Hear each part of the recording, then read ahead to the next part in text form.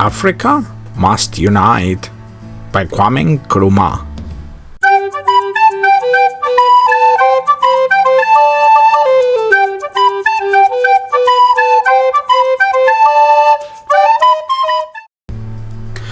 Kwame Nkrumah was the first Prime Minister of Ghana at independence in 1957.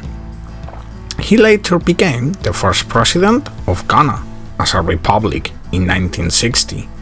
Nkrumah's exact date of birth is open to question.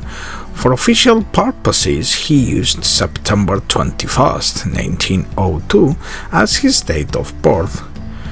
Early in his life, Nkrumah's mother strongly insisted that he start his formal education, and he was sent to a local elementary school operated by a Roman Catholic mission. Nkrumah developed a strong interest in traveling abroad to Britain to further higher education. At that time, he was exposed to the political and Pan-Africanist ideologies. However, he moved to Pennsylvania, in the US, to continue with his studies. At this point, Kwame already had close interactions with some African students. Groups with radical political ideologies geared mainly toward anti-imperialistic and struggles for the colonial emancipation of Africa. In 1947, he returned home to the Gold Coast in Ghana, and in 1949 he formed the Convention People's Party, known as the CPP, which soon became a mass-based party of radical supporters and anti-colonial activists. In 1960, Nkrumah became Ghana's first president as a republic. By 1961, he nationalized the major agricultural export trade of the country, the cocoa trade. During this time as president, he focused on industrialization, introduced socialist policies, and was instrumental in establishing the Organization of African Unity, OAU, in 1963, and he attempted to foster the unity of the African continent.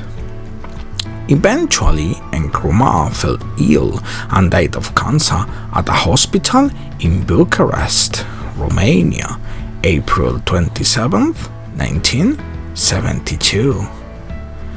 In this book, Africa Must Unite, Kwame Nkrumah advocates for the political and economic unification of Africa as the key to its freedom, stability, and prosperity. He argues that the arbitrary borders drawn by colonial powers have left Africa fragmented and vulnerable to neocolonialism. Nkrumah envisions a United States of Africa with a central government, a common defense system, and shared economic policies to ensure the independence and development. He argues that only a united Africa can achieve the independence, prosperity, and stability in the face of neocolonialism and external influences. Nkrumah envisions a continent free from artificial borders and divisions, working together to develop its resources and uplift its people. He stresses the urgency of this union, warning against the dangers of fragmentation and continued exploitation. In this book, Africa Must Unite, Nkrumah makes a very strong case for the second part of his dream, a united Africa under one federal government.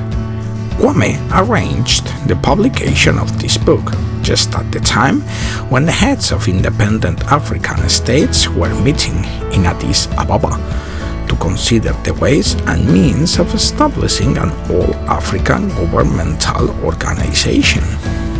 The president of Ghana, traces the effects of colonialism and warns of the dangers of imperialism in trying to break up Africa into small, weak states. Thanks for watching.